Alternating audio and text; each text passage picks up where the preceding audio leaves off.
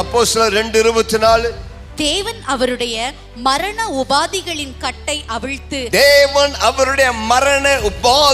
கட்டை அவிழ்த்து அவரை எழுப்பினார். அவர் மரணத்தினால்